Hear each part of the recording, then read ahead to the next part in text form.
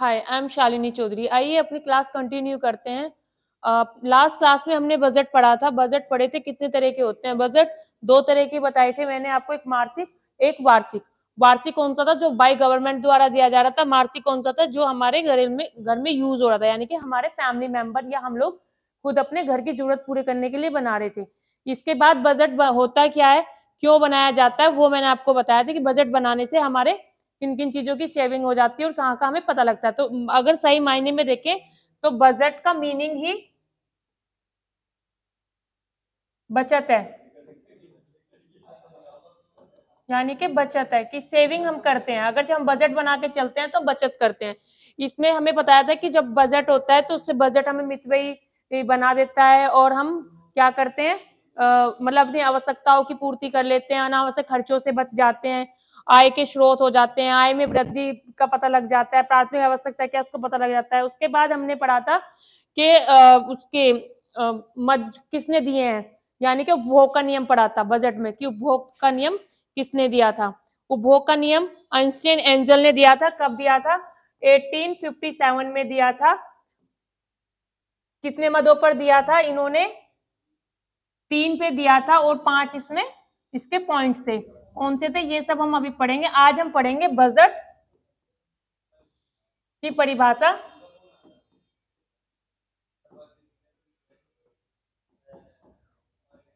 Budget के प्रकार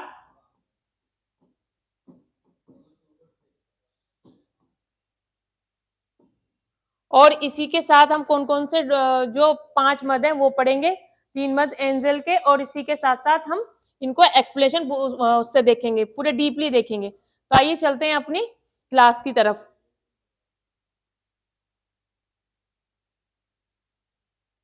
budget क्या होता है? बजट होता है, बजट को हमें कागज का टुकड़ा भी कह सकते हैं। बजट हमारा लेखांश भी होता है। तो आय और व्यय में जो मतलब संतुलन बना देता है, यानी कि आय प्लस व्यय को बना के जो बनता है कि कितनी टोटल हमारी इनकम हुई और कितना हमने खर्च किया, दोनों को मिला के क्या बनता है? बजट बनता है। तो आय और व्यय का व्यय व्यवस्थापन, व्यवस्थापन ही बजट कहलाता है। बजट किसी भी निश्चित अवधि से पूर्ण अनुमानित आय और व्यय को विस्तृत ब्यौरा ही बजट कहलाता है, यानी कि आपकी टोटल कितनी आय है, आय यानी कि इनकम, और आपकी व्यय खर्च, आपने कितना खर्च किया, उनका जो टोटल आप एक विस्तृत ब्यौरा डीपली जो आप लेखा जोखा रखते हैं,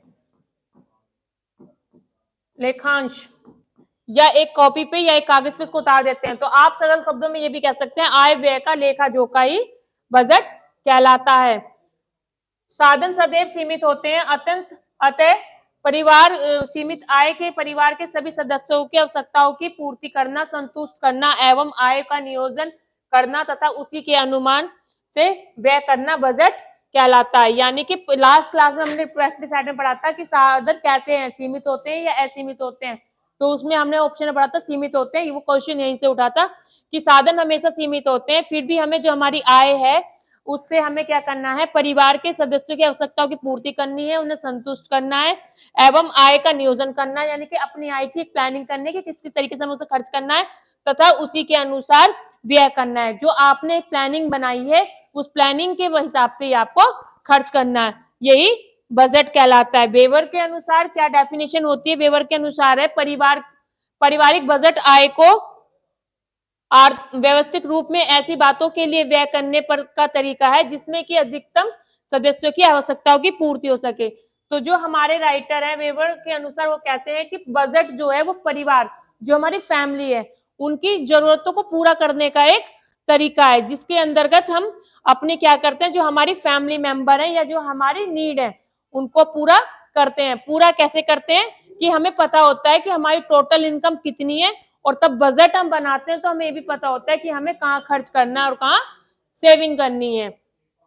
पारिवारिक बजट के महत्व, पारिवारिक बजट के क्या महत्व होते हैं, यानी कि जो फैमिली में बजट बनता है उसके क्या महत्व होते हैं। अच्छा, इसमें एक क्वेश्चन आपसे वो पूछ लेता है कि बजट मासिक बजट अच्छा होता है या पारिवारिक बजट अच्छा सॉरी मासिक बजट अच्छा होता है या फिर आपका वार्षिक बजट अच्छा होता है। तो मासिक बजट अच्छा माना जाता है। पारिवारिक पॉइंट ऑफ व्यू से देखें तो हमारा जो बजट होता है मासिक मतलब मंथली जो हम बनाते हैं, इनकम मंथली बेस पे जो बनता है वो बजट अच्छा कहलाता है। तो पारिवारिक बजट के क्या महत्व होते हैं? नंबर एक, आय में संतुलन होता है। आय में संतुलन मतलब आपकी कितनी इनकम है और कितना आपको खर्च करना है, दोनों में बैलेंस बना रहता है। दूसरा, विवेकपूर्ण व्यय होता है, यानी कि मितव्ययी व्यय होता है। आप ये चाहे सामने वाला आपको, मितव्यय का मतलब कंजूस बिल्कुल भी नहीं होता है कि पता लगा कि सामने वाला आपको कह रहा है कि ये तो कंजूस है, खर्च करना ही नहीं चाह रहा, लेकिन मितव्यय का जो एकदम राइट एक्यूरेट वर्ड होता है वो होता है आपकी सूझबूझ, समझदारी के साथ खर्च करना, जरूरतों के साथ करना, यानी कि विवेकपूर्ण तरीके से। जहां जरूरत है वहां खर्च करो, जहां जरूरत नहीं है वहां अननेसेसरी खर्च मत करो। इसके बाद थर्ड पॉइंट है आपका, वर्तमान तथा भविष्य की आवश्यकताओं की मध्य आय का उचित विभाजन करना, यानी कि जो एट प्रेजेंट आपकी जो आय है, आपको जो इस मंथ मिल रही है, इन हैंड मिल रही है, और इन फ्यूचर क्या मिलेगी, फ्यूचर का किसी को पता नहीं होता, बट फिर भी आप कंटिन्यूटी किसी एक जॉब में आपकी मंथली आय आ रही है, तो उसमें आपको क्या करना है कि जो वर्तमान में मिली है उसमें से सारी अपनी नेसेसरी जो आपके जरूरत है, जो नीड है, आवश्यकता है, उनको, जो परिवार की जिम्मेदारी है, उनको पूरा करने के बाद फ्यूचर के लिए आपको सेविंग करनी है, ताकि कभी आपके साथ कोई प्रॉब्लम क्रिएट हो या फिर आपको कभी किसी परेशानी का सामना करना पड़े तो आपको किसी से उधार ना मांगना पड़े। वो कब होगा? तब आपके पास बजट तैयार होगा। एक तरफ आपकी क्या आई? इनकम यानी कि सैलरी आई, दूसरी तरफ आपके पास आपका बजट तैयार है। तो आप क्या करेंगे? इस बजट के अकॉर्डिंग ही अपनी अपनी सैलरी को एडजस्ट करेंगे, अपनी जरूरतों खर्चों को एडजस्ट करेंगे, और यहां से जो आपको सेविंग होगी, एक्सपेंस होने के बाद जो आपकी सेविंग होगी, चाहे वो लिटिल अमाउंट में हो चाहे वो बड़े अमाउंट में हो, तो वो सेविंग आपकी कहाँ काम आएगी? इन फ्यूचर काम आएगी। इसके बाद है आपकी सीमांत उपयोग का नियम तथा असीमित साधनों से अधिक आवश्यकताओं की पूर्ति करना, यानी कि जो आपके जरूरत के काम है और सीमित साधन है आपके पास, सीमित साधन इन द सेंस कि सिर्फ आप सैलरी बेस्ड हैं, आपके पास अदर इनकम नहीं है, यानी कि आप सिर्फ, आपको पता है कि आपके घर में कितने हैं, सिर्फ 50,000 रुपए आने हैं, अदर उससे अलग नहीं आने, खर्चे आपने बना लिए ज्यादा, अपने आउट ऑफ सैलरी बना लिए, तो वो क्या होंगे? तो कहीं ना कहीं आपकी आर्थिक स्थिति कमजोर होती चली जाएगी और जिससे आप कहीं ना कहीं पिछड़ते चले जाओगे। तो इसीलिए सीमित साधनों में अधिक आवश्यकताओं को की पूर्ति करना है। बजट के अनुसार व्यय, आपने जो बजट बनाया है, आपने अगर 50,000 की सैलरी है आपकी, तो आपको बजट कम से कम इतना बनाना है कि 40,000 में आपका बजट सभी आवश्यकताएं पूरी हो जाएं और 10,000 आपके क्या हो जाए? सेव हो जाए, सेविंग हो जाए। तो आपको बजट के अनुसार ही व्यय करना है, जो आपका बजट बनता है उसके हिसाब से आपको खर्च करने हैं। फिर है बचत। बचत सेविंग जो हमने भी बताया आपको कि आपको इन फ्यूचर सेविंग करना है। जो एंजल के जो नियम थे, उपभोग का जो नियम था वो सक्सेस था, लेकिन वो अनसक्सेस क्यों हुआ? क्योंकि उसने सारी चीजों पे वर्णन किया डिस्क्रिप्टिव तरीके से, लेकिन कहीं भी उसमें उपभोग के नियम में सेविंग का जिक्र नहीं किया। इसीलिए वो क्या हुआ? उनके नियम को हम अच्छा मानते हैं लेकिन अच्छा नहीं मान पाए, किसकी वजह से? क्योंकि उन्होंने बचत उसमें कहीं दिखाई नहीं। फिर है आपका पारिवारिक बजट से संतुष्टि का अनुभव करना, यानी कि आपने जो फैमिली के लिए बजट बनाया है, अपने परिवार के लिए जो आप एक बजट लेके चल रहे हैं, उससे क्या होगा? जब सब परिवार के सभी सदस्यों की आवश्यकताओं की पूर्ति हो जाएगी, उनकी जो नीड है, उनकी जो जरूरतें हैं, उनको आप फुलफिल कर पाएंगे, तो उसके बाद आपको जो सेटिस्फेक्शन होगा, आप जो सारे काम करने के बाद जब बैठते हो इस शांति के साथ अपने घर में, तो आपको क्या लगता है? आपको सेटिस्फेक्शन लगता है कि चलो मेरा ये काम भी खत्म हो गया, ये काम भी खत्म हो गया, ये काम भी खत्म हो गया। तो जब वो अपनी जिम्मेदारी पूरी फुलफिल कर देता है तो उसको सेटिस्फेक्शन मिलता है, यानी कि संतुष्टि का अनुभव होता है। फिर सावधानी पूर्वक व्यय करना। बजट जब बनाते हैं आप और आपकी जो टोटल इनकम है, बजट बनने के बाद आप उसमें सावधानी पूर्वक यानी कि सरलता से, सावधानी से व्यय करते हैं। आपको पता होता है कि आपको कहाँ कितना खर्च करना है। इसके बाद आते हैं आपके बजट के प्रकार। बजट कितने प्रकार के होते हैं? तो बजट संतुलित, बजट के नाम देख लीजिए, फिर आगे बताएंगे इसमें क्या क्या डिटेल है। नंबर 1 संतुलित बजट, नंबर 2 घाटे का बजट, नंबर 3 बचत का बजट, सैद्धांतिक बजट या वास्तविक बजट, पूर्ण बजट, आंशिक बजट, औसत बजट और परिमाणित बजट। संतुलित यानी कि बैलेंस करके चलना, घाटा यानी कि जिसमें आपको नुकसान हो जाए, बचत यानी कि आपने अपनी जरूरतें भी पूरी कर ली और फ्यूचर के लिए सेव भी कर लिया। सैद्धांतिक या वास्तविक बजट मतलब जो एक्चुअल में आपको आपकी कंडीशन दिखाता है। पूर्ण बजट जिसमें सारी चीजें आ जाएं, सारी जरूरत के सामान आ जाएं, सबकी जरूरतें पूरी हो जाएं। आंशिक बजट आधा बजट कि बजट बनाया कुछ और, खर्च कुछ और कर रहे हैं। औसत बजट यानी कि जन समूह के लिए होता है, ये ग्रुपिंग के लिए। और प्रमाणित बजट जो आप आगे आप देखेंगे। नंबर 1 देखते हैं संतुलित बजट। संतुलित बजट क्या होता है? आय और व्यय यानी कि आपकी संतुलित बजट में किसमें बैलेंस बनता है? टोटल इनकम और टोटल जो आपने एक्सपेंस किए हैं, खर्च किए हैं, तो इनके बीच में एक बैलेंस बना के चलना कि कहीं इनकम कम हो, मतलब कम हो रही है और खर्चे क्या हो रहे हैं? ज्यादा ना हो जाएं, और कहीं पता लग रहा है कि इनकम ज्यादा है, खर्चे कम ना हो जाएं। तो ये बैलेंस बनते हैं। तो अपनी जो हमारी टोटल हमारी कैपिटल मतलब हमारी इनकम होती है, टोटल मनी जो होती है, उसी को हम बैलेंस करते हैं, खर्चों को बैलेंस करके चलते हैं कि आय के हिसाब से ही हमें व्यय करना है, खर्चा करना है। फिर आपका घाटे का बजट। घाटे के बजट में होता है आय कम व्यय ज्यादा, यानी कि आपकी तनख्वाह कम है और खर्चा आप ज्यादा कर रहे हैं। जैसे लाइक फॉर एग्जांपल, इसमें एक एग्जांपल हम ये देख सकते हैं जो मैं आपको बार बार बता रही हूं कि हमारे पास कितनी तनख्वाह हमारी 50,000 रुपये महीना है, खर्चा हमारा 70,000 रुपये महीना है। क्यों? क्योंकि हमने सभी शौक पाल रखे हैं, हमें बाहर घूमने भी जाना है, मूवी भी देखनी है, खाने भी खाना है, अच्छे कपड़े भी पहनने हैं, पार्टी शादियां भी अटेंड करनी है, सारे खर्चे करने हैं हमने। उससे क्या होगा कि जब आपकी इनकम तो आपकी कम है, सैलरी आपको कम मिल रही है और खर्चे आपने ज्यादा बढ़ा रखे हैं, तो कहीं ना कहीं आप कर्जे में होंगे। कर्जे में होंगे तो आपकी मानसिक स्थिति ठीक नहीं होगी, मानसिक स्थिति ठीक नहीं होगी तो आप आर्थिक रूप से पिछड़ जाएंगे। इसके बाद आएगा आपका बचत का बजट। बजट यानी कि सेविंग, आय अधिक और व्यय कम। जैसे लास्ट स्लाइड पे मैंने आपको बताया था कि अगर हमारा 50,000 रुपए सैलरी है या 35,000 रुपए सैलरी है, तो हमें 50 के हिसाब से 40 हमने खर्च कर दिए और 10 क्या करा हमने? सेव कर दिए इन फ्यूचर के लिए।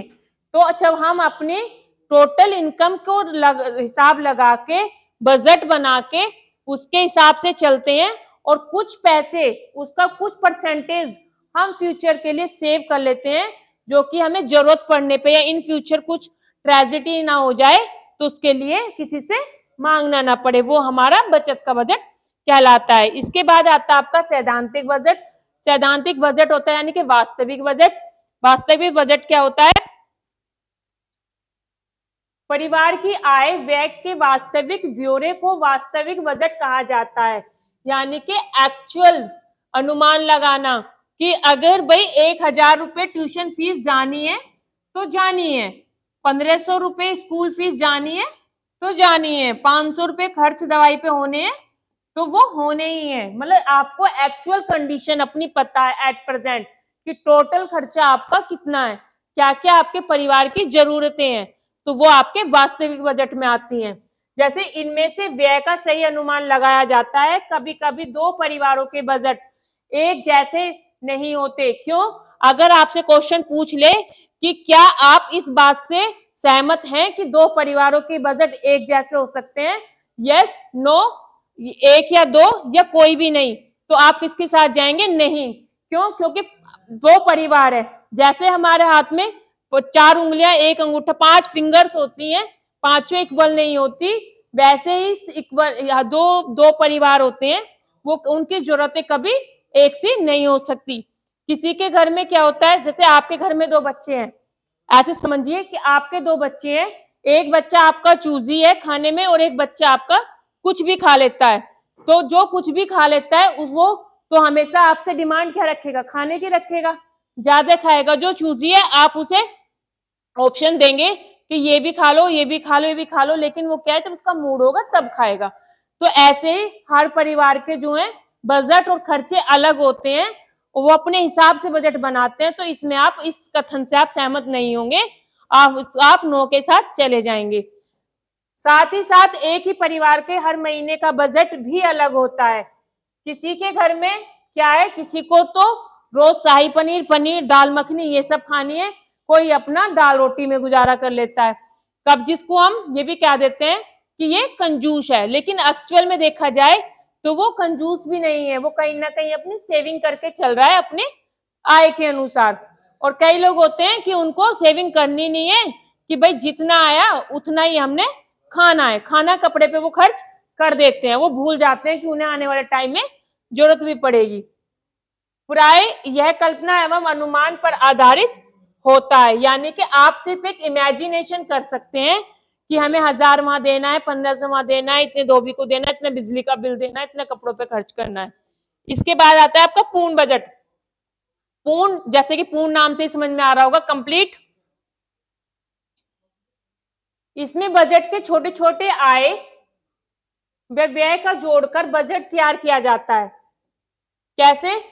जो आपके बजट में मतलब छोटी छोटी आय, जो आपकी छोटी छोटी इनकम है, जैसे आप जॉब भी कर रहे हैं, जॉब के साथ साथ आप ट्यूशन पढ़ा रहे हैं, या फिर आप घर पे आपने कोई एम्ब्रॉयडरी, पापड़ बनाना, अचार बनाना या ट्यूशन पढ़ाना, इस तरह के कुछ और इनकम भी जोड़ रखे हैं, तो आपको सैलरी के साथ साथ अलग से भी कहीं से इनकम आ रही है, तो वो आपके क्या होंगे, छोटे छोटे आय के आप सारे टुकड़े जोड़ के जो एक संपूर्ण बजट बनाएंगे।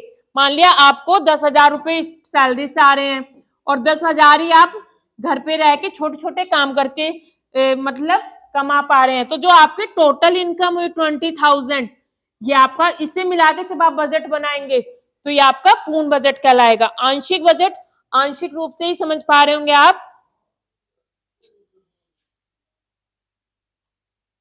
आंशिक बजट में क्या होता है, जो बड़े से बड़े आय को ही सिर्फ जोड़ा जाता है, उससे छोटे मदों पर ध्यान नहीं दिया जाता।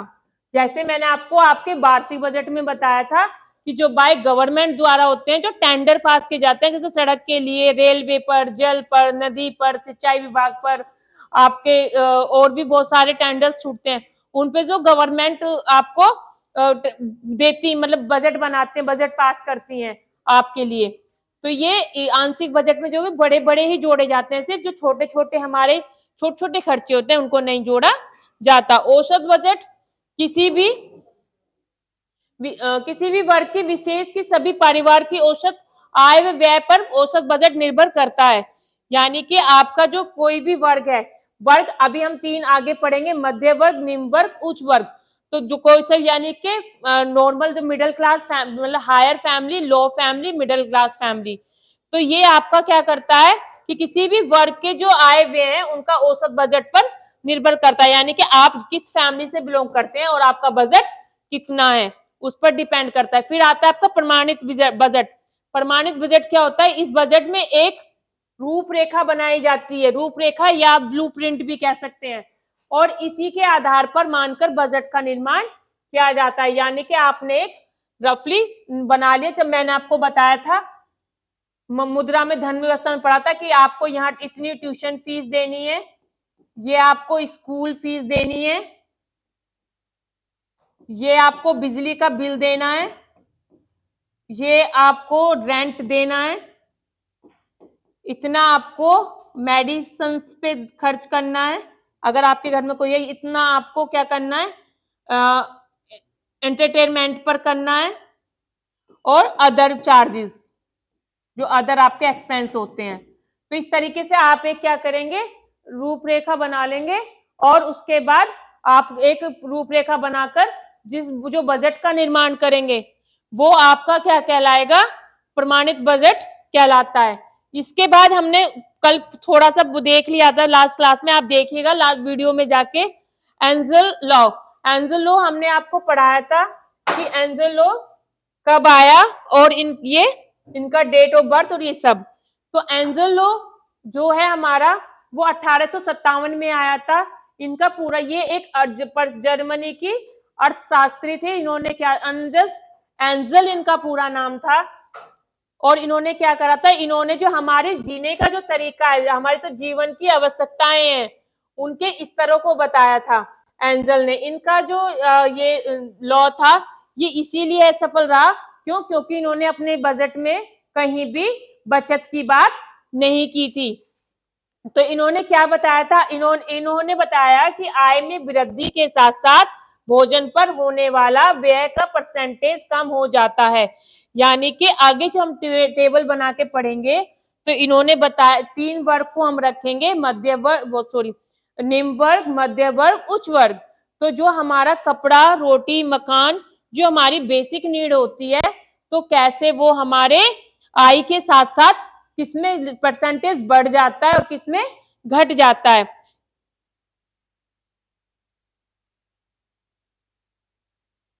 ये तीनों पॉइंट आपके यही हैं। इसमें मैं आपको डिस्क्रिप्टिव ऐसे बता देती हूँ, फिर टेबल बना के समझा दूंगी। इन्होंने बताया कि आय में वृद्धि के साथ साथ भोजन पर होने वाले व्यय कम हो जाते हैं। जब हम नेक्स्ट इसका प्रैक्टिस सेट पेपर लगेंगे उसमें से क्वेश्चन आएंगे, उस पर ध्यान देना। फिर आय में वृद्धि में होने पर वस्त्र तथा मकान, ईंधन, प्रकाश पर होने वाले प्रतिशत व्यय लगभग स्थिर रहते हैं। आय में परिवर्तन होने पर शिक्षा, मनोरंजन, स्वास्थ्य तथा व्यक्तिगत सुविधाओं पर होने वाली परसेंटेज व्यय बढ़ जाता है। यानी कि अगर किसी की क्या है, आय बढ़ रही है, इनकम बढ़ रही है, तो उस फैमिली में जो आप खाना खा रहे हैं, जो आपका भोजन है, भोजन पर खर्चा कम हो जाएगा। क्यों? क्योंकि आपने देखा होगा जो हायर क्लास फैमिली वाले होते हैं वो कि फास्टर फूड को ज्यादा प्रेफर करते हैं कि आज पिज्जा खाना है, डोमिनोज चलो, आप बाहर से कुछ ले आओ। तो कहीं ना कहीं उनका जो खाने का है, जो एक खाने से इन द सेंस जो हेल्दी फूड है, उस पर खर्च कम हो जाता है। और सेकंड पॉइंट में उन्होंने बताया कि आय में वृद्धि होने पर किसका मतलब सामान्य किस पे खर्चे कौन से रहते हैं, जैसे कपड़े, मकान, ईंधन, प्रकाश आदि, इनका जो प्रतिशत है वो लगभग सामान्य रहता है। और यदि आय में परिवर्तन होगा तो किस पर व्यय बढ़ जाएगा, खर्चा किस पे बढ़ जाएगा, कि आज आपकी जो आय है उसमें अगर वो घट या बढ़ जाए तो कौन सी चीज आपको इफेक्ट करेंगी, जैसे आपकी एजुकेशन, आपका मनोरंजन, एंटरटेनमेंट, आपका हेल्थ और आपकी जो अपनी पर्सनल सुविधाएं हैं, तो उसमें जो आपका व्यय खर्च जो है वो बढ़ जाएगा।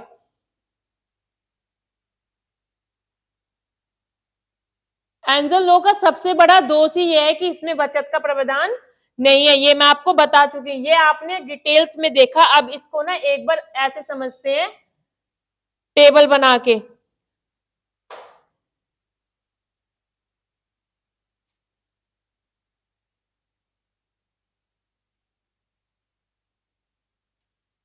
तो जो एंजल थी उन्होंने क्या करा था, उन्होंने बताए 3 मत बताए थे। 3 मत बताने के बाद उन्होंने क्या बताया था कि जो हमारा मतलब 3 श्रेणी दी थी, 5 मत दिए थे। तो 3 श्रेणी कौन सी दी थी?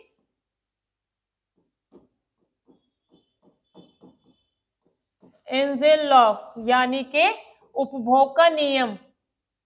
कौन सा नियम दिया था? उपभोग का नियम। कब दिया था?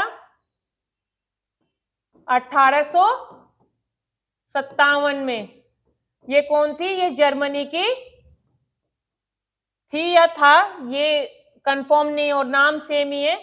तो ये जर्मन के अर्थशास्त्री थे।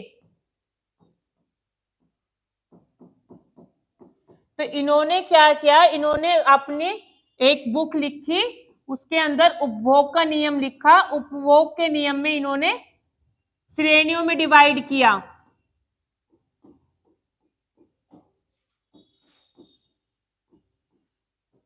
मोस्टली क्वेश्चन आते हैं इसे 2 से 3 क्वेश्चन मिल जाते हैं। नंबर 1 कितनी 3 श्रेणियों में डिवाइड किया इन्होंने। और मद कितने दिए? 3 श्रेणियों में मद दिए आपने 5। कौन कौन से मद दिए वो इन्होंने, वो देखते हैं अभी इन्होंने।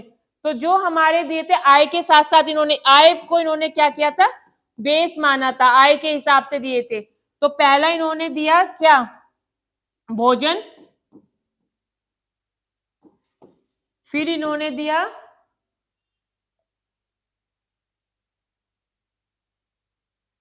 कपड़ा।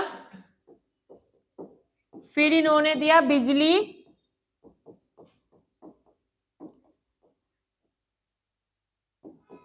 शिक्षा।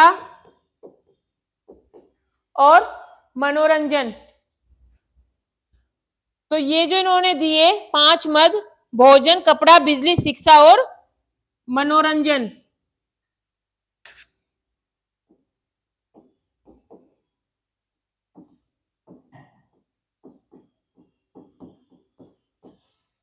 तो यदि आपकी आय क्या हो रही है, आपकी आय बढ़ रही है, तो आप भोजन पे आपका खर्चा क्या होगा, घट जाएगा।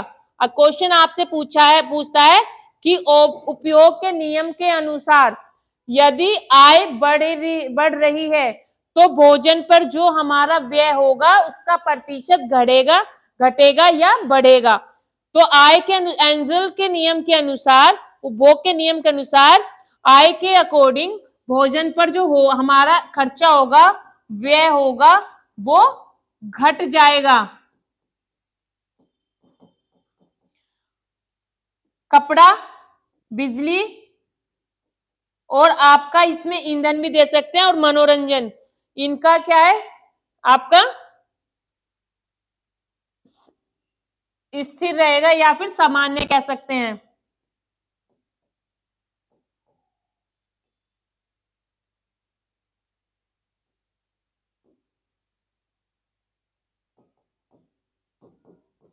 सामान्य स्तर रहेगा। और आपकी जो एजुकेशन है, हेल्थ है आपकी, या आपकी अपनी कंफर्ट जोन वाली आपकी अपनी जो सार्वजनिक सुविधाएं हैं, उन पर क्या है, आपका व्यय खर्च जो है वो बढ़ जाएगा।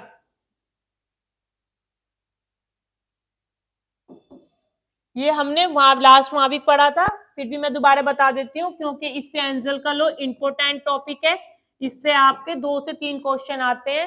तो यही पूछ लेता है कि उपभोग का पहला क्वेश्चन कि उपभोग का नियम किसने दिया। आपको 4 राइटर के नाम दे देगा, पूछ लेगा किसने दिया, तो आपको बताना है कि एंजल लॉ ने दिया। इसके बाद आपसे ये भी पूछ लेता है कि कितने मद दिए, तो 5 मदों पर दिया।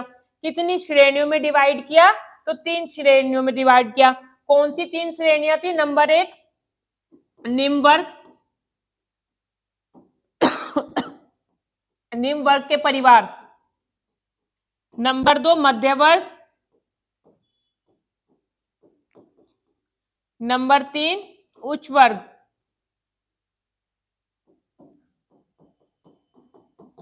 3 श्रेणियों में रखा था, कितने, 5 मदों में रखा था। 5 मद कौन से थे, भोजन, कपड़ा, बिजली, शिक्षा, मनोरंजन या स्वास्थ्य, आपके हेल्थ से रिलेटेड, इन पे दिया था। कमी क्या थी, उपभोग के नियम की कमी क्या रही कि इसमें बचत का प्रावधान नहीं था, कहीं भी बचत का जिक्र नहीं था, या बचत की बात कहीं नहीं की गई थी।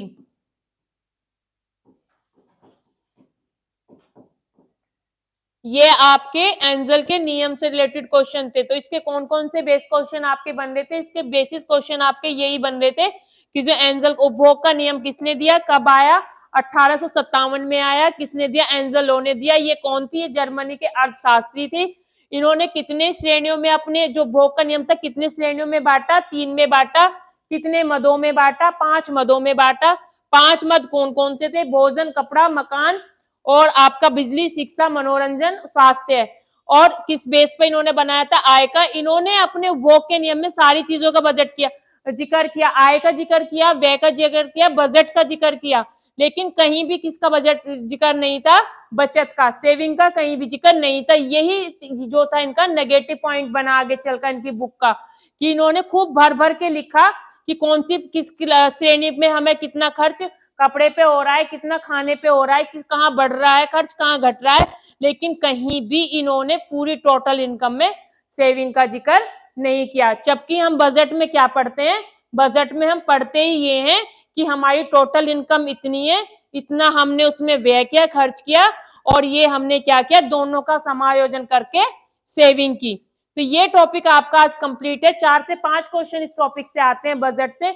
बजट में आगे अब पढ़ेंगे बचत, कि बचत कहाँ करते हैं। बचत के अंदर हम आपके बताएंगे कि कैसे कैसे कौन से बैंक के द्वारा कौन सी जो आप LIC पॉलिसीज कराते हैं या FD कराते हैं, कहाँ आप अपने पैसे को सेव कर सकते हैं, कैसे बचा सकते हैं। Thank you so very much.